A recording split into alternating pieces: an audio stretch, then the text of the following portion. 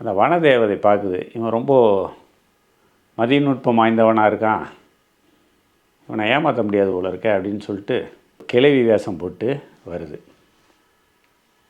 என்ன பேராண்டி, என்ன தேடிகிட்டு இருக்க? ரொம்ப களைச்சி போயிருக்க, தாகமாக வேறு இருக்கும். குளத்தில் இறங்கி தண்ணியை குடிக்க வேண்டியதான். நான் தண்ணியை குடிச்சிட்டு குளிக்கலாம், நல்லா நீ உன்னை ஆசுவாசப்படுத்திக்கலாமே அப்படின்னு எனக்கு சொல்லுது. இது சொல்லவும் அவனுக்கு தம்பிகளுக்கு இந்த கிளவி மூலமாக தான் ஆபத்து வந்திருக்குன்னு தோணுது. உன்னை பார்த்ததும் எனக்கு ஒரு விஷயம் தோணுது, மாறு வேஷம் போட்ட ஒரு பூதமாக கூட இருக்கலாம், உண்மை என்னன்னு சொல்லுன்னு கேட்குறான். என்னை இவ்வளோ சீக்கிரம் நீ அடையாளம் கண்டுப்பேன்னு நான் நினைக்கலன்னு தன்னோட சுயரூபமான வனதேவதை ரூபத்துக்கே வருது. நீ இறைவனோட கட்டளையை ஒரு பூதமாக இருக்கிற நீ தெரிஞ்சுக்கிட்டு என்ன பண்ண போகிறேன்னு கேட்க. இல்லை, அது எனக்கு தேவை இருக்கிறது, கேள்வி கேட்ட பதில் இருக்குது. ஆனால் இப்போ நான் இருக்கிற இந்த களைப்பும் சோர்வும் அழுக்காகவும் இருக்கேன். இந்த நிலையில் நான் உனக்கு உபதேசம் பண்ணுற சூழலில் நான் இல்லை. அதனால் நான் குளித்து ஏதாவது உணவு இருந்தனா தான் உனக்கு ஏதாவது ஆலோசனை சொல்ல முடியும் அப்படின்னு சொல்கிறான்.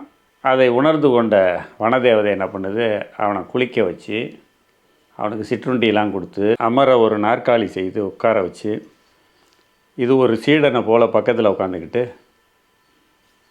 அவன்கிட்ட புத்திமதி கேட்குது.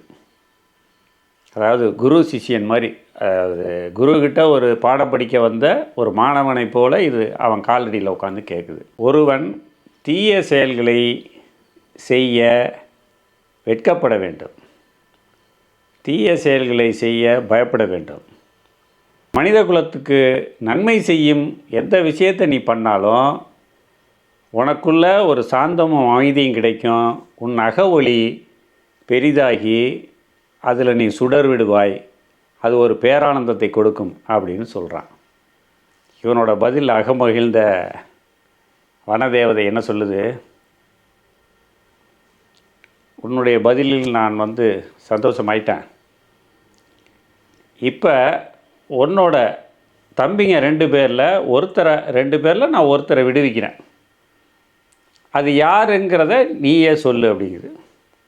இப்போ உடனடியாக சொல்கிறான், என்னுடைய இளைய தம்பி மங்களநாதனை நீ விடுவிச்சிருங்கிறான்.